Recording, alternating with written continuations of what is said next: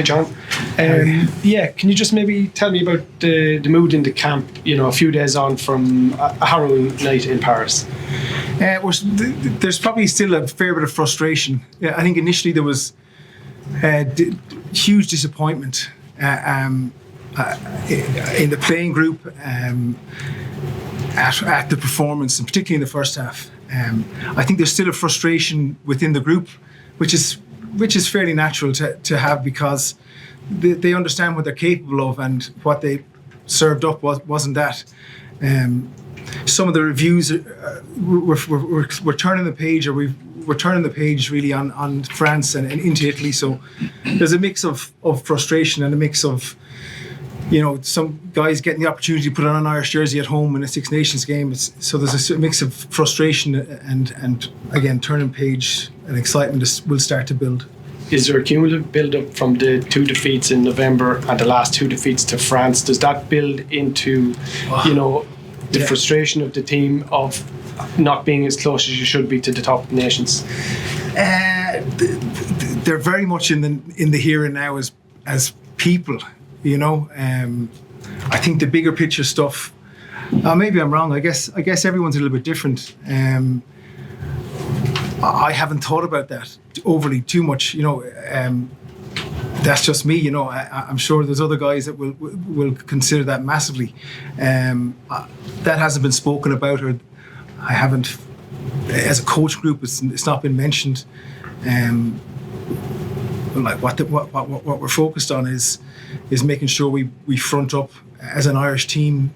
I said it at halftime that we have character, that we represent where we're from properly, and I think that's what's on our mind. And I think there's an understanding, or there is an understanding within the group, that we do our stuff well. We're going to be a very difficult team to play against. So that's where we're at, I think, mentally. Tadhg Furlong training today. Would you be hopeful that he will line out, and he's healthy? Game that he needs to play. Does Ireland need that boost of his experience? Not that there was any problem with the scrum, but just in terms of experience, his playing the loose, his leadership. He's massive. He's played 3 line series and 9 tests in those series. So he brings in all the experience and confidence and so on. So it's massive. He's trained now. We've done live scrums today. We're doing a few more tomorrow. So he has completed all his bits, and he was in live scrums. He did the session.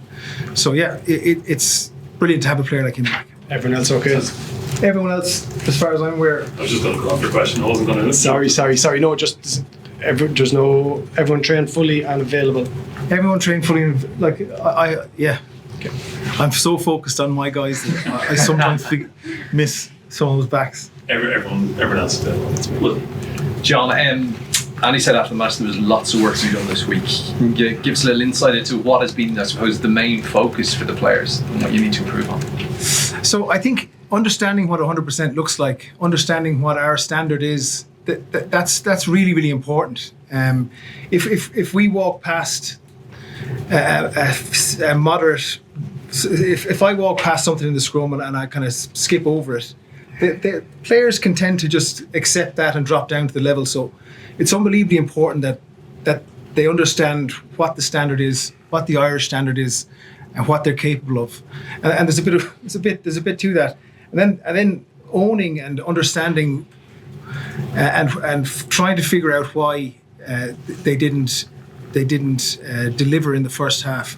So there's, in every aspect of the game, we're going through certain images that don't look great, and trying to contrast that with what does look, what is the standard, to make it as easy as possible to understand what we need to do to get better. So that's been going on across the game: attack, defence, kicking game, scrum, line out, etc., maul, across the game, to make sure that we're very clear. So driving clarity within the playing group to make sure that's really, really clear. So that's where we're at now at this stage of the stage of the week.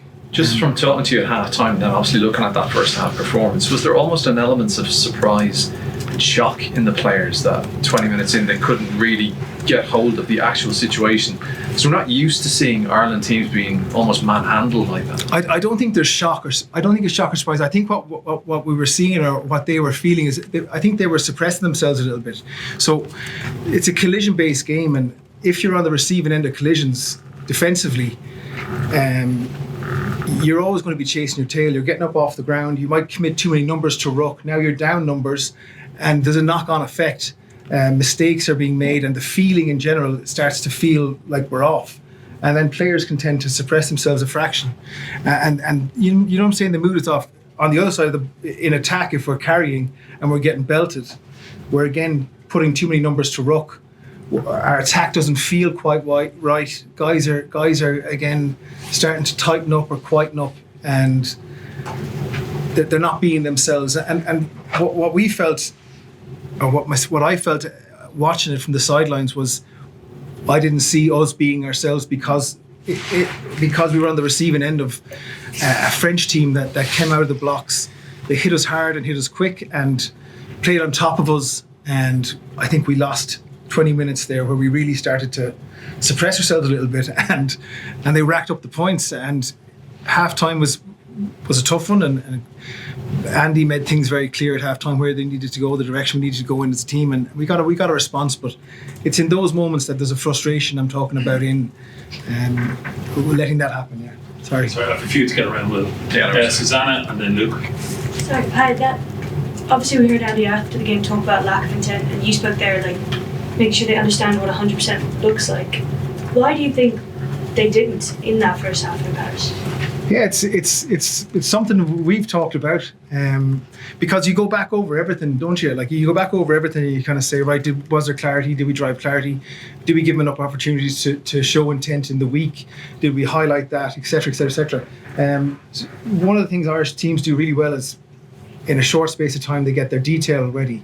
Something I've been thinking about is, have I been focused too much on the tactical, technical stuff, and not enough on the intent side of things? And you know, there's a lot to get themselves when they come out of the provinces in a short space of time to get ready for a game. It's the same for every other team, but I wonder sometimes, I'm not talking about the other coaches, I wonder sometimes for me, do I not lean into the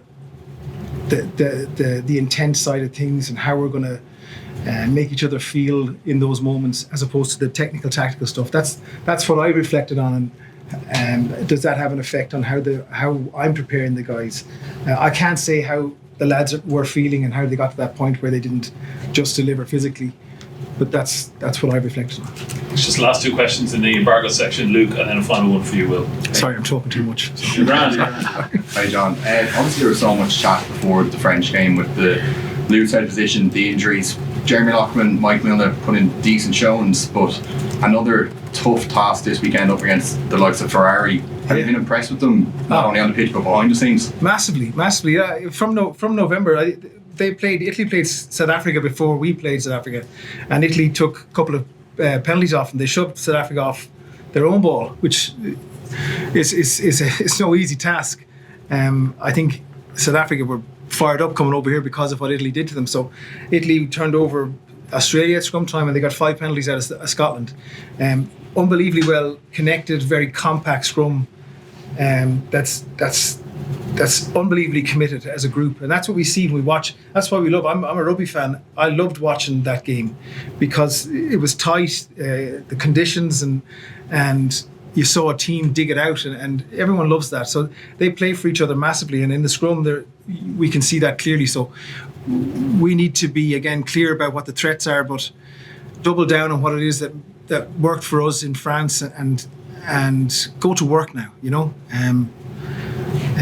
we need to do things our way. Sometimes I think in the past we were looking at other scrums and we get distracted by what they can do and how we can stop them. We've really started to look at ourselves and what we do, what the Irish way of doing things is at scrum time, and we're in an okay place. It went okay at the weekend. John, just we spoke about character at halftime, and there was definitely some more of that shown. Do you think there's going to be plenty of character needs to be shown against Italy? What's the key to beating them? And then do you think the players have a sense of we need to find our real selves against Italy and show what we can do, because we didn't really turn up, I suppose, maybe against the French. Yeah, I think a reaction doesn't happen just because you didn't go as well the week before. That's why I'm talking about those learnings, not the learnings, but the understanding of what it is they're capable of, making that really clear. I think they'll be frustrated, and there'll be a reaction of sorts, but connected, joined up reaction is what we're looking for. And it will need to be Italy, good side, well coached across their back line. They've got threats, strong, quick. We'll see the kicking game again. Monty Ione will be firing off the lines. I know Capuzzo's back, so plenty of guys to chase. So it'll all be out there in the field, and we need to make sure we're the best version of ourselves.